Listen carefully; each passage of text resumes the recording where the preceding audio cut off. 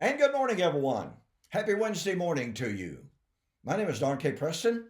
I am the president of Preterist Research Institute of Ardmore, Oklahoma. This is what I call my morning musings, sharing with you my understandings of the Word of God, God's will for our lives today, and sharing with you my years and years of study on Bible prophecy specifically. Now, I hope you're enjoying this series on Israel's feast days. I have said this before. I was raised in an environment in which Israel's feast days were literally unknown. Um, it was believed they had no significance, certainly to suggest that the feast days had any prophetic significance whatsoever that was just beyond the pale. Whoever thought of such a thing? When amillennial preachers that were my heroes at the time would reference dispensationalism and the feast days, they literally just scoffed at it. Those people just don't understand that the law of Moses passed away at the cross. Those people just don't understand that God was through with Israel at the cross. God is not dealing with the feast days. He's not dealing with Israel. He's not dealing with the fulfillment of the old covenant promises. Well, I learned better than that. I have now written something like 35 books. By the way, I'm currently finishing, Lord willing, nothing happens. I'm finishing up a book right now on the millennium. I am super, super excited about it. But here's one thing that I develop in that book. And by the way, don't forget the 2-book special, Temple to Telos. These are the days in which all things must be fulfilled. Both of these books, as well as my Millennium book, deal extensively with the fact, well, guess what? The eschatological consummation, the fulfillment of all things, would be when Jerusalem was destroyed. Luke chapter 21, verse 22. And guess what? The eschatological consummation, coming of the Lord, judgment, resurrection, kingdom, etc., would be at the time of the judgment of Old Covenant Israel. Matter of fact, in this particular book, ladies and gentlemen, I want to share this with you, all right? In my research, I down through the years, this realization dawned on me. And then in one of those, shall we say, epiphany moments, I was studying, researching one day, just kind of listing, as it were, the eschatological constituent elements. Coming of the Lord, judgment, resurrection, salvation, kingdom, new creation. Wait a minute. It dawned on me, well, dawn is too simple, too gentle a word. It was kind of like a freight train going, and it ran all over the top of me.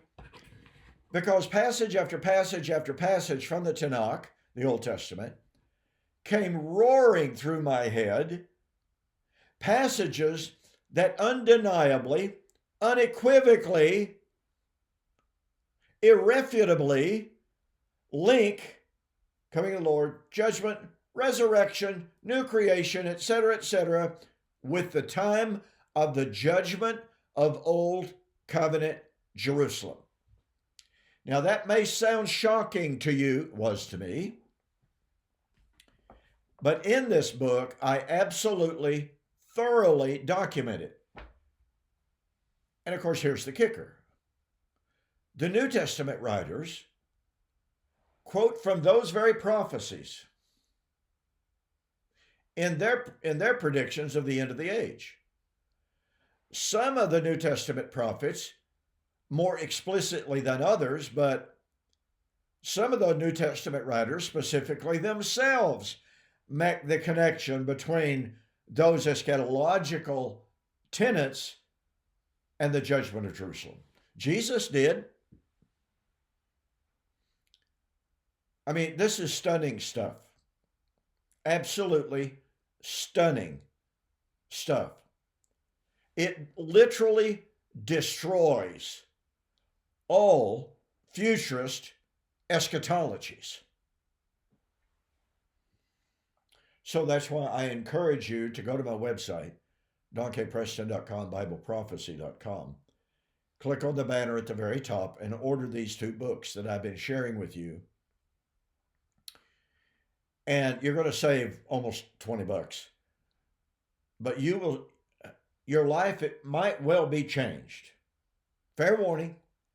But, fair warning, it will be for the better. It is absolutely remarkable. And by the way, I've never read any book anywhere that makes this connection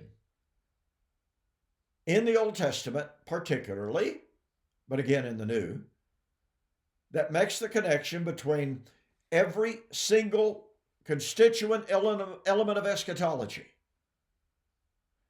and the destruction of Old Covenant Jerusalem and the temple. I've never read it anywhere. Now, I might have read it and forgot it. That information might have been just simply whirling around in my mind in some of the back chambers and just happened to surface lately, but I don't remember reading anything like that. If you do, share it with me. I'd like to know. All right, so we are talking about the end of the age. I hope that you will go back and watch particularly the last two videos on Succot and the end of the age, and Succot on the transfiguration. Let me say one more time, I really honestly believe that theological anachronism, that's a really fancy term, okay? But I believe that all futurist eschatologies, every one of them, amillennial, postmillennial, dispensational, are guilty of anachronism in the ultimate way. And as a result of that, when they read about and when they talk about the end of the age, they talk about the end of the Christian age instead of the old covenant age. So what I want to talk about today is to just, in my remaining time here, is to just give a little bit of a snippet. And I discuss this, by the way, in this book particularly, all right, as well as the Temple to Telos book, and in several of my books, actually. So what I want to share with you are some Old Testament passages and prophecies that foretold the New Covenant age and how it would never pass away. So here's the problem. If the Bible teaches that the New Covenant age will never pass away, then any discussion, any claim that Succot predicted the end of the Christian age, or that the church is looking for the end of the Christian age, the end of time, becomes totally moot. It's false. It's wrong. Now, there are any number of Old Testament prophecies that we could appeal to. I really like Isaiah chapter 9, 6 and following. Unto us a son is given, unto us a child is born, and to him shall be given the kingdom of his father David, and of his rule and of his reign. There, and just about left something out. And of the increase of his government, there shall be no end. Now, there are a few variants. They don't have the majority of support. But there are a few translations that render it, of the increase of peace, there shall be no end. No, of the increase of his government.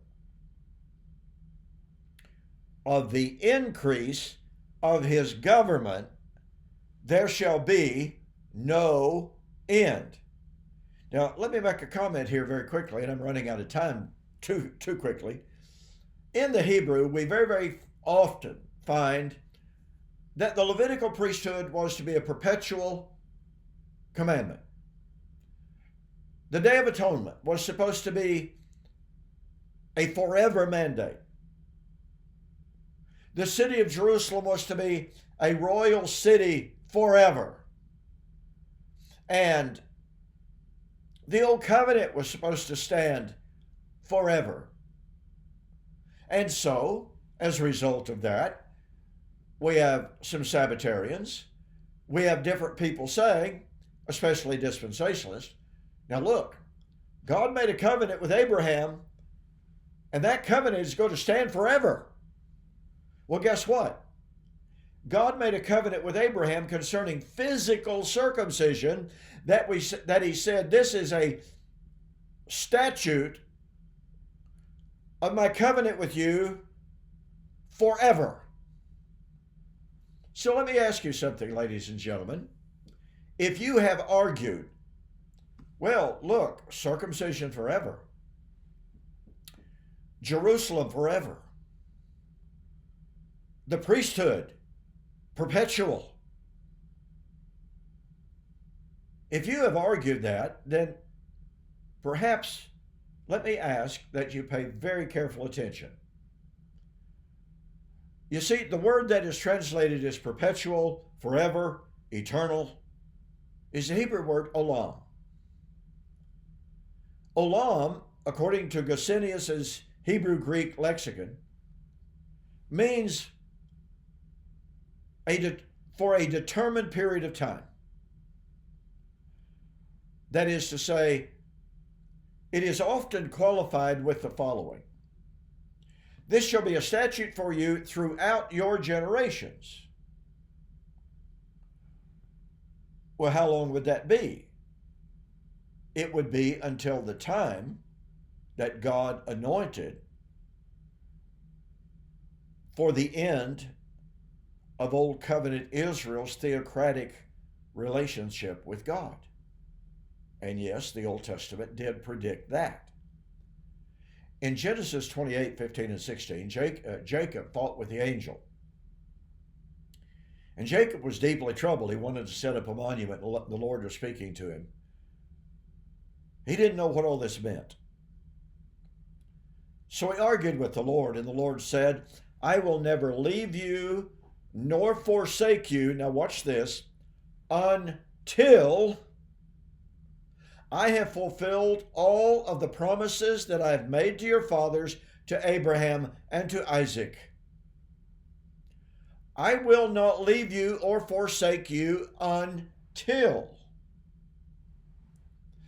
In other words, ladies and gentlemen, God could qualify his promises with until.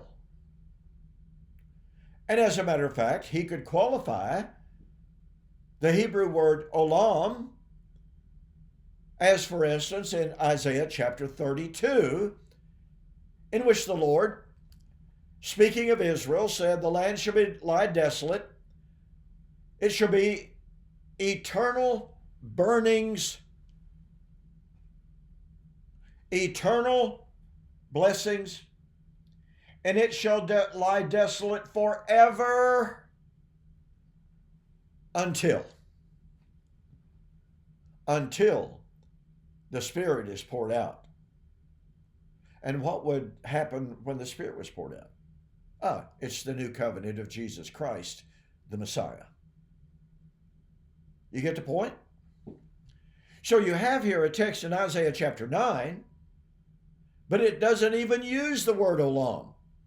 I was in a formal public debate years ago, and I was pointing out the new covenant age has no end, and I cited Isaiah chapter 9.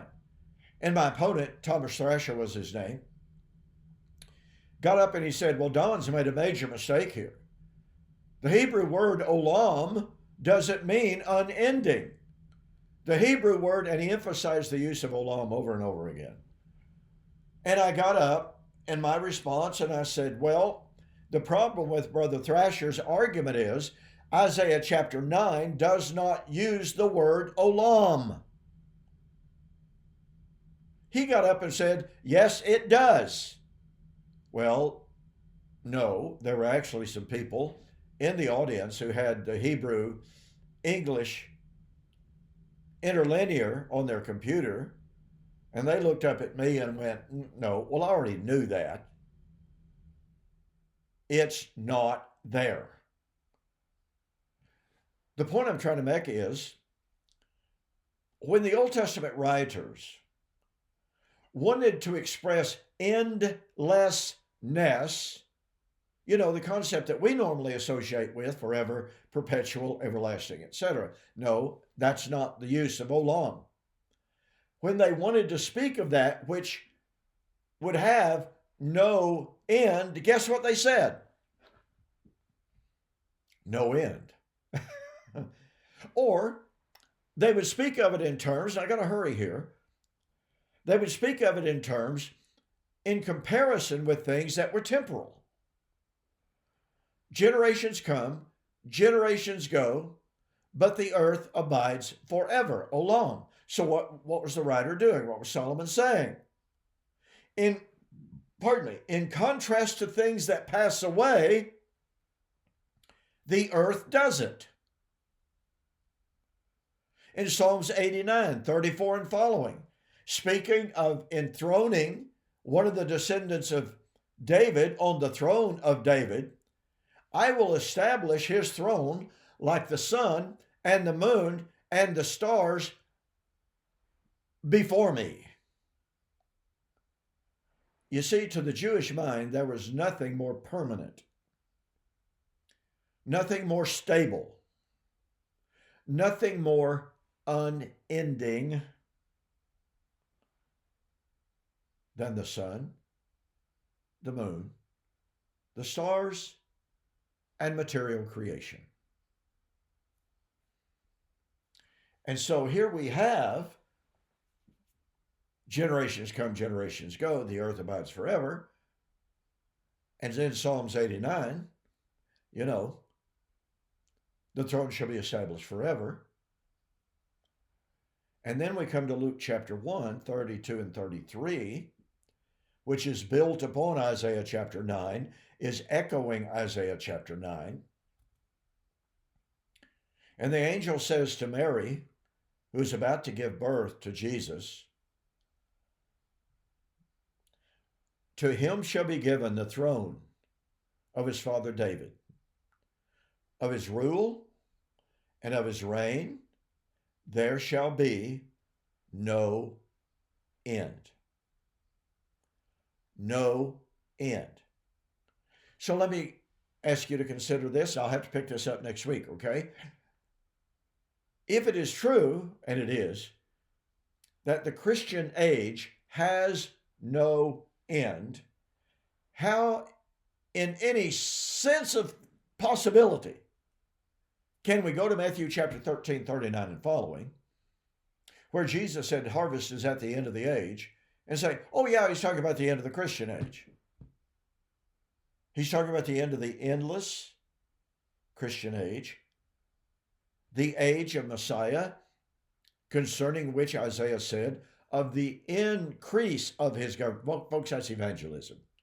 You can't have the increase of the government unless you've got evangelism without end.